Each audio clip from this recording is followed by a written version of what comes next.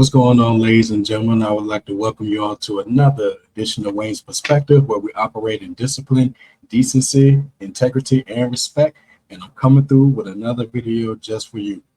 Okay, y'all. So before I get started, I want to say thank you and give a shout out to all of those who have recently checked out my content as well as subscribed to the channel. Looks like I'm growing, slowly but surely. So anybody who stopped by to leave a comment, anybody who stopped by to send a like or support the channel, watch the content, whatever the case may be, I thank you very much. You know, it's always appreciated. I'm getting a lot of content out here based on what people are telling me so far. So again, shout out to you. The support is appreciated. Currently, it is June 15th, 2024. It is 5:05 p.m. in the Richmond, Virginia area, hashtag 804. One day before Father's Day, and on behalf of myself and my son, to all of the fathers listening to this, want to wish you all a happy Father's Day as well.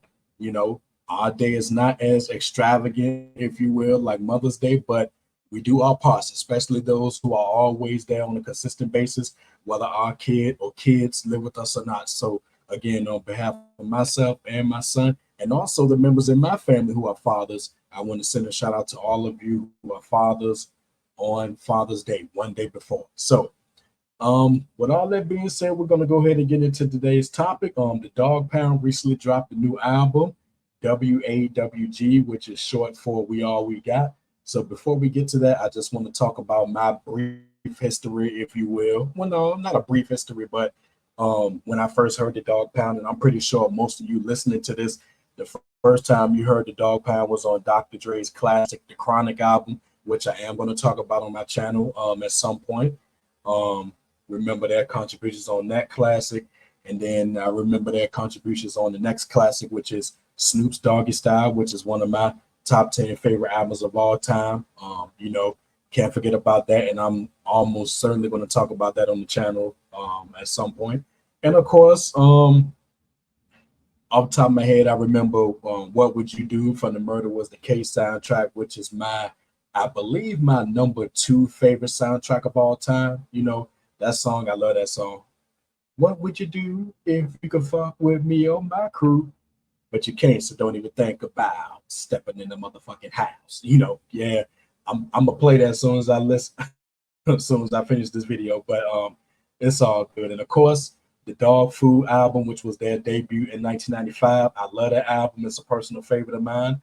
I'm also going to talk about that on the channel as well. I might talk about the Murder Was the Case album as well. So, now I'm nostalgic all over again because we're talking about the prime death row years, and as you may have known or may not have known, Snoop, I believe a year or so ago, maybe a couple of years ago, he acquired the rights to own Death Row's assets, I believe, and that includes the intellectual property, I think, as well as the music and stuff like that. So it's back on streaming platforms and things like that now. Of course, I get the best of both worlds. Not only do I listen to it based on my Spotify account, but I also have all of those albums on CDs, And like I said before, I'm not getting rid of my CDs. My CDs aren't going anywhere. So, so yeah, that is the 4 death row pillars, if you will. The Chronic, Doggy Style, Murder Was the Case, Dog Food, and yeah, you can say All Eyes on Me, at number 5. So, okay. So yeah, so that's when I first heard the Dogg Pound, starting with the Chronic and then going from there. And shout out to those brothers. I mean, they've been in the game for a long time. They've been doing their thing individually and collectively. Daz has been putting in work, not just as a rapper, but also a underrated producer. Corrupt has been in the game doing his thing as well. But as we've all have seen, they're better when they're together. So shout out to them brothers, man. They OGs now. They're getting up there, and I'm going to talk about that a little bit when I discuss the album. And then, speaking of OGs, that brings me to Snoop. Shout out to him. Snoop has been doing it just as long as those guys, maybe a little bit more. But, shout out to Snoop, still putting in work. That man has a legacy, starting with, Deep Cover in 1992 all the way up until present day. So shout out to these brothers for still putting in work. And also shout out to the East Siders too. Trey D and Goldie Loke, them brothers are still putting work in as well. So, the West Coast may not be a force like it used to be, but we still got some OGs putting in work. So again, shout out to Daz, Corrupt, Snoop, and the East Siders. They're still doing their thing. So I'm gonna go ahead and get my screen share because I'm gonna talk about a few things before I get to the actual album itself. Right.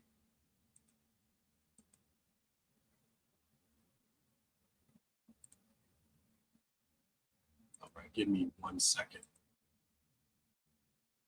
All right, okay. So this is courtesy of RachelMusic.com. I'm not sure if most of you have been on this site or ever go to this site, but I got every single album that I own on here, rated and all of that. I haven't left no reviews or anything like that because I own too many albums, so it'll be a chore, for the lack of a better word, to do a review, short or long, on every single album that I own. But I do have my ratings for all of the albums that I own.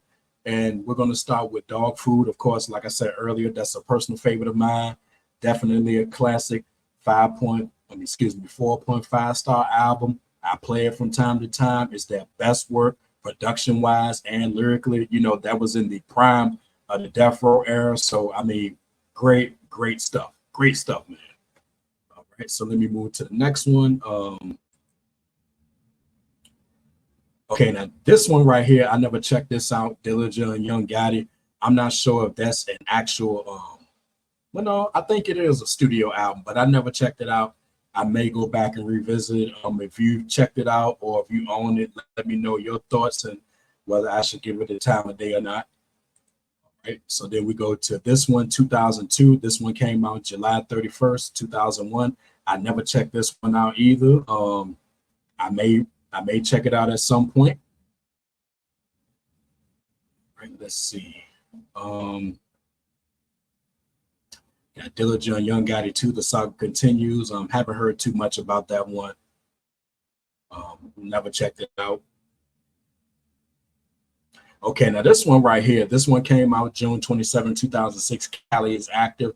Now this one I may go back and listen to. It was on my radar at one point, but I never gave it the time of day. But when I have some time on my hands, I pretty much check it out. As a matter of fact, let me go ahead and make a note of that now. Cali is active.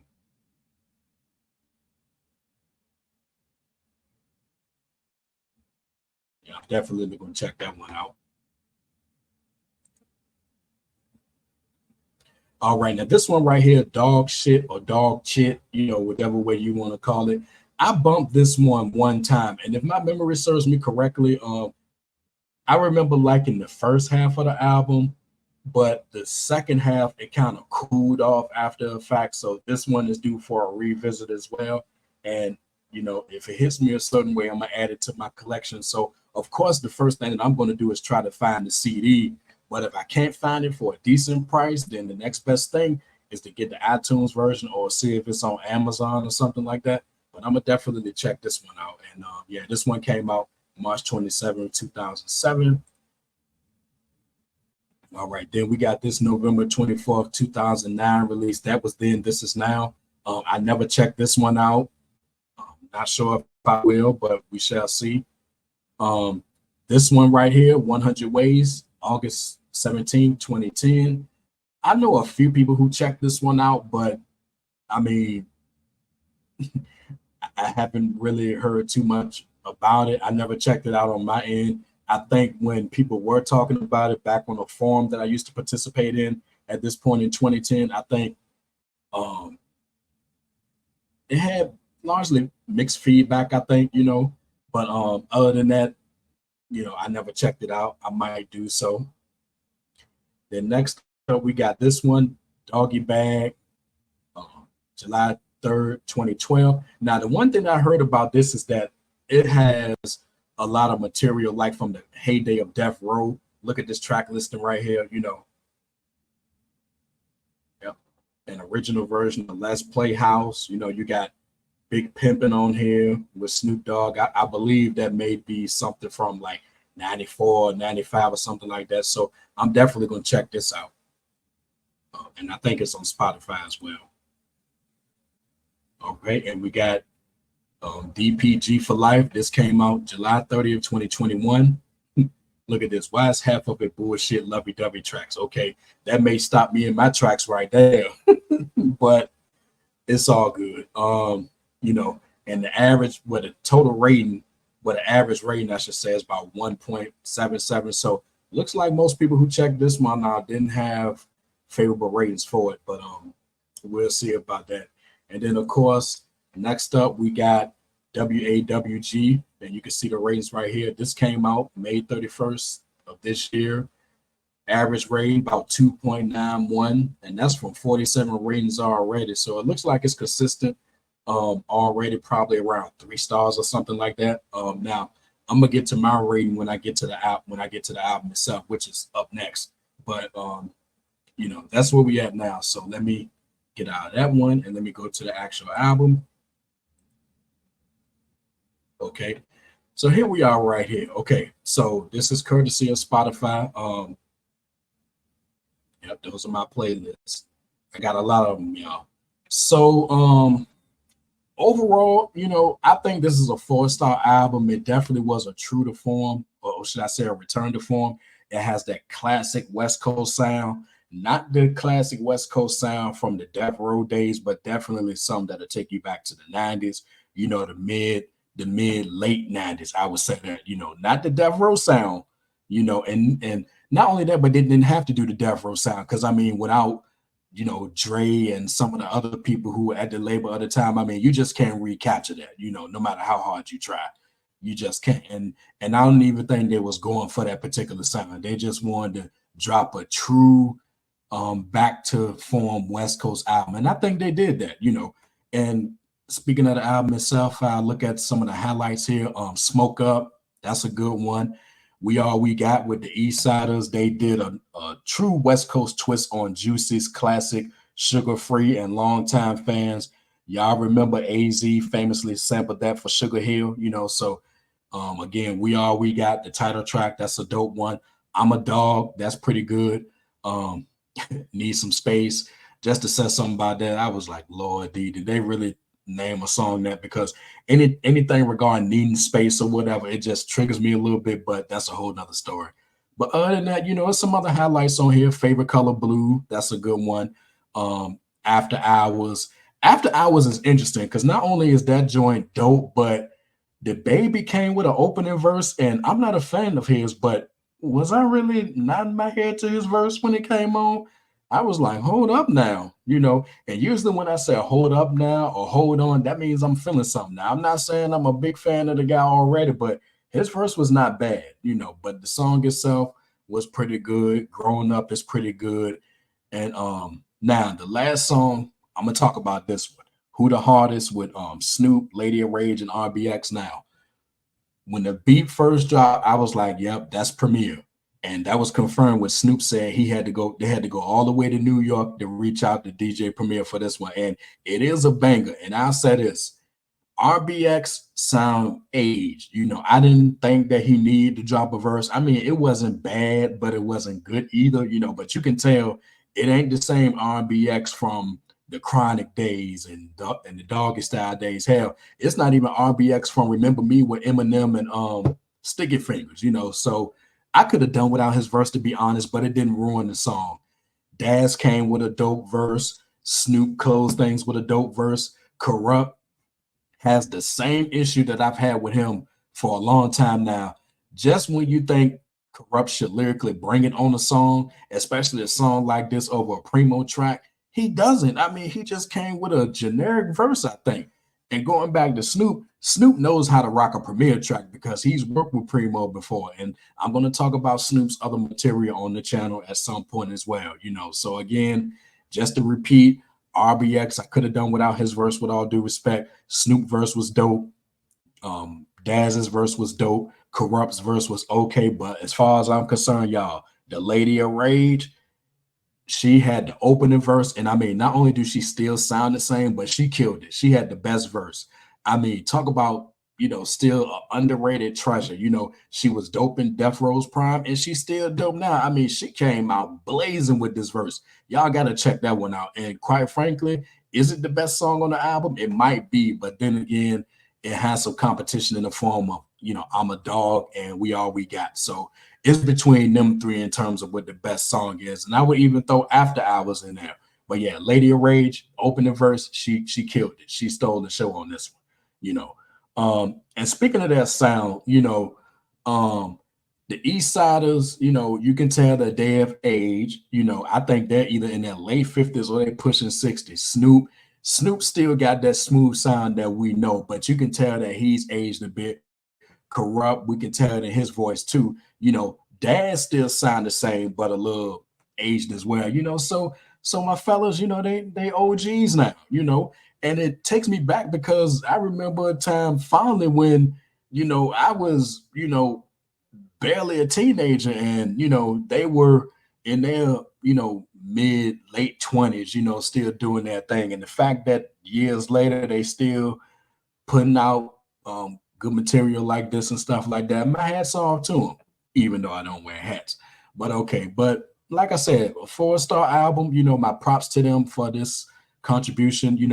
I think the only people who know about this are those who come from that Death Row era, like longtime fans know about this. I could have done without the songs for the ladies, but I mean, you're going to get that nowadays. There's nothing we can do about that. They're not bad per se, but I can do without them. And it's about 3 or 4 of them on this album. So when all that being said, like I said, a 4-star album. If you're a fan of the Dogg Pound, especially from going back to the Death Row days, I recommend you check it out. I don't think this is going to resonate with anyone under the age of 33, because only a certain type of fan going to enjoy this album. So ironically, if you're a fan of someone like DaBaby, you may not want to check this out. But as far as I'm concerned, this is for those who, been fans of the Death Row era dating back to their prime years.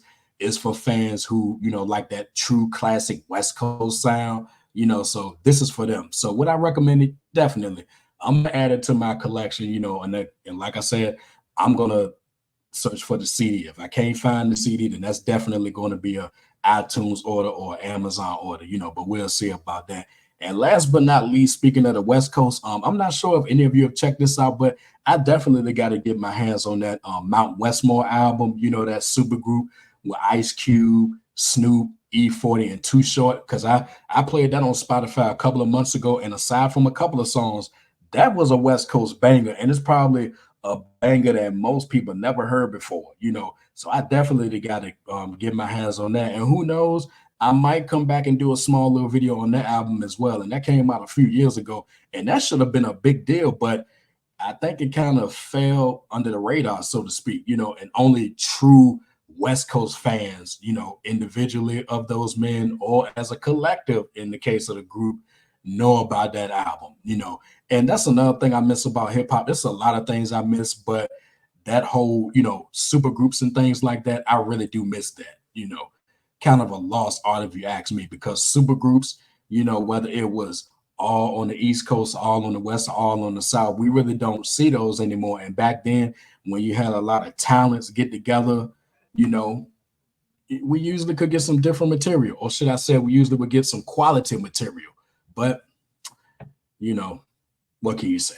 So that's all I really got to say about it. So again, shout out to Daz, Corrupt, Snoop, the East Siders. Definitely a shout out to Lady of Rage. Shout out to RBX and everybody who contributed to this album. Again, it's a 4-star album. If you got some time to, on your hands, I recommend checking it out.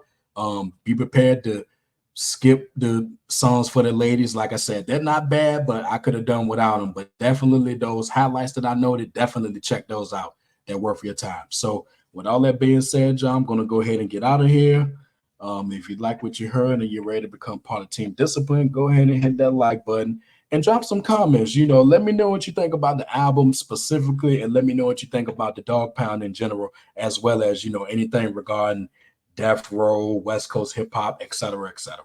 And last but not least, hit that subscribe button along with the bell so you're notified when I drop new videos. And until next time, my people, take care of yourselves, and remember, the power of the mind is valuable. And shout out to the West Coast for all their contributions. Take care.